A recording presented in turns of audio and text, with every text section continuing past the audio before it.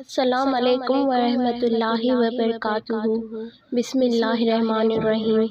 اے نبی کہہ دیجئے جو کوئی جبریل کا دشمن ہے تو اسی نے اس قرآن کو اللہ کے حکم سے آپ کے دل پر نازل کیا ہے۔ یہ اس کتاب کی تصدیق کرتا ہے جو اس سے پہلے نازل ہوئی اور مومنوں کے لیے ہدایت اور بشارت ہے۔ جو کوئی اللہ کا، اس کے فرشتوں کا، اس کے رسولوں کا اور جبریل کا اور میکائیل کا دشمن ہے تو بے شک اللہ بھی کافروں کا دشمن ہے۔ اور یقیناً ہم نے نازل کی آپ کی طرف واضح آیتیں اور نافرمانوں کے سوا کوئی ان کا انکار نہیں کرتا۔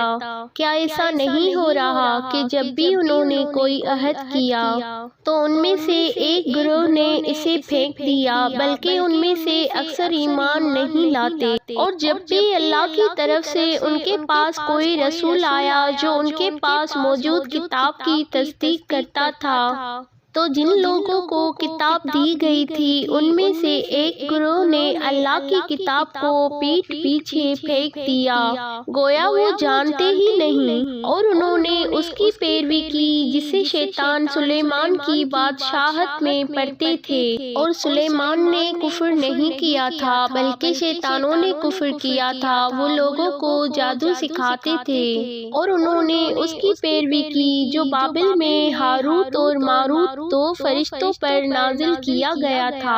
وہ دونوں فرشتے جادو سکھانے سے پہلے کہہ دیتے تھے کہ ہم تو صرف آزمائش ہیں، لہٰذا تو کفر نہ کر۔ چنانچہ لوگ ان دونوں سے وہ جادو سیکھتے جس کے ذریعے سے وہ مرد اور اس کی بیوی کے درمیان جدائی ڈالتے تھے، اور وہ اس جادو سے اللہ کے حکم کے سوا کسی کو نقصان نہیں پہنچا سکتے تھے۔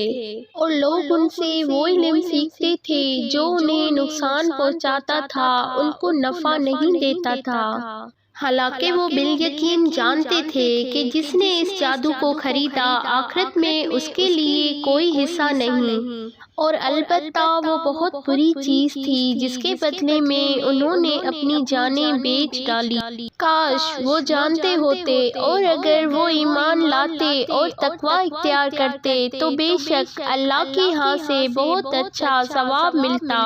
کاش وہ جانتے ہوتے۔